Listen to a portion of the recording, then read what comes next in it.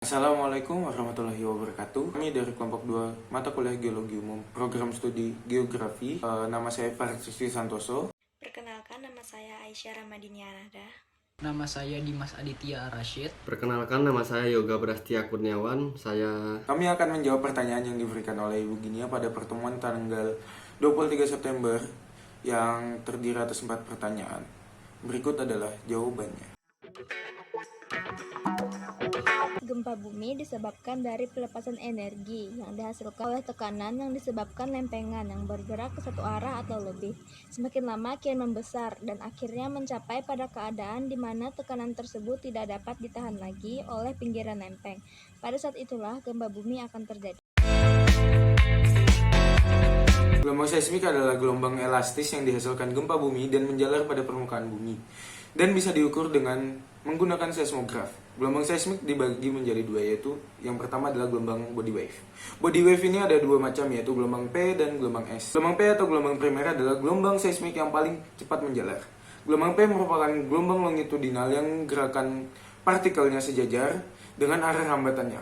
Gelombang P bisa menjalar melalui batuan solid dan cairan. Lalu adalah lagi gelombang surface wave atau gelombang permukaan. Gelombang permukaan merambat pada lapisan kerak bumi saja, sehingga memiliki frekuensi yang lebih rendah dibandingkan dengan gelombang body atau gelombang badan. Gelombang ini bisa diamati melalui seismograf gelombang permukaan sampai setelah gelombang body dan bertanggung jawab sebagai penyebab kerusakan akibat dari gempa bumi. Kerusakan yang ditimbulkan akan lebih sedikit jika gempa bumi terjadi lebih dalam.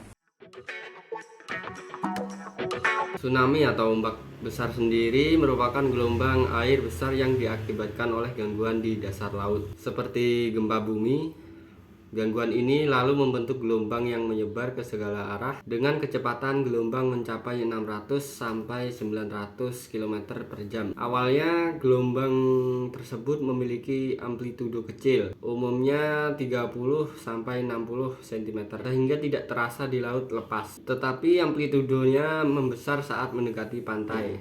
Saat mencapai pantai inilah tsunami kadang menghantam daratan berupa dinding air raksasa, terutama pada tsunami besar. Tetapi bentuk yang lebih umum adalah naiknya permukaan air secara tiba-tiba. Kenaikan permukaan air sendiri bisa mencapai 15 hingga 30 meter, menyebabkan banjir dengan kecepatan arus hingga 90 km per jam, menjangkau beberapa kilometer dari pantai dan menyebabkan kerusakan serta korban jiwa yang tak sedikit. Proses terjadinya tsunami dipicu oleh pergerakan secara vertikal pada lempeng yang berupa patahan. Patahan itu kemudian menyebabkan dasar laut naik yang dinamakan gempa bumi. Nah, dari sinilah keseimbangan air terganggu sehingga akhirnya menyebabkan gelombang tsunami yang bergerak menuju pantai.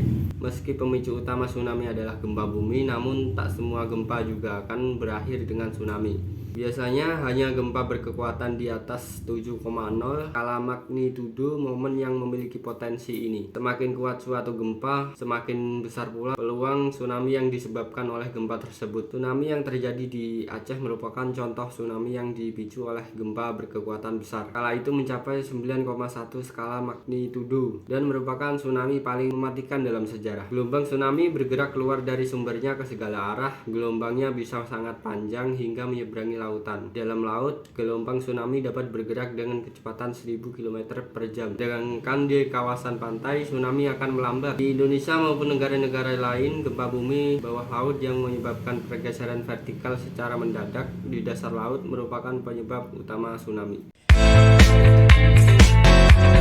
Teori tektonik lempeng. Sekitar tahun 1960, para ilmuwan mengembangkan sebuah teori yang disebut sebagai teori tektonik lempeng. Berdasarkan teori tektonik lempeng, di bagian luar bumi tersusun atas litosfer yang dingin dan kaku serta tersusun oleh astenosfer. Astenosfer bersifat plastis yang berada di bawah lempeng. Akibatnya lempeng seolah-olah mengapung dan bergerak di atas astenosfer. Apabila dua lempeng bergerak saling menjauh, lempeng tersebut dikatakan bersifat divergen yang akan mengakibatkan peristiwa patahan atau retakan. Salah satu patahan terbesar di dunia adalah patahan San Andreas di California, Amerika Serikat yang panjangnya 1.300 km. Jika terdapat dua lempeng yang saling mendekat, maka pergerakan tersebut disebut sebagai konvergen. Beberapa lempengan yang bergerak konvergen antara lain adalah lempeng Indo-Australia dengan lempeng Filipina, serta lempeng Indo-Australia dengan lempeng Eurasia. Pergerakan lempeng secara konvergen akan mengakibatkan tabrakan antar lempeng. Salah satu akibatnya adalah terbentuknya palung laut. Apa penyebab terjadinya pergerakan lempeng tektonik?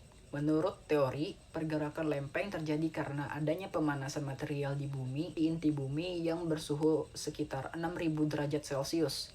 Sehingga material tersebut bergerak naik dari dasar ke permukaan mantel bumi. Material yang ada di permukaan akan turun ke dasar mantel, mengalami pemanasan dan naik kembali ke mantel. Mirip dengan peristiwa konveksi ketika air yang sedang dipanaskan. Ilmuwan berhipotesis bahwa konveksi inti bumi menyebabkan pergerakan lempeng. Ketika lempeng bergerak, maka sebuah energi akan dilepaskan berupa gelombang seismik atau yang biasa kita kenal dengan gempa. Kita dapat melihat efek dari pergerakan lempeng daerah pegunungan, erupsi, gunung berapi, atau tempat yang berubah setelah terjadi gempa atau aktivitas gunung berapi.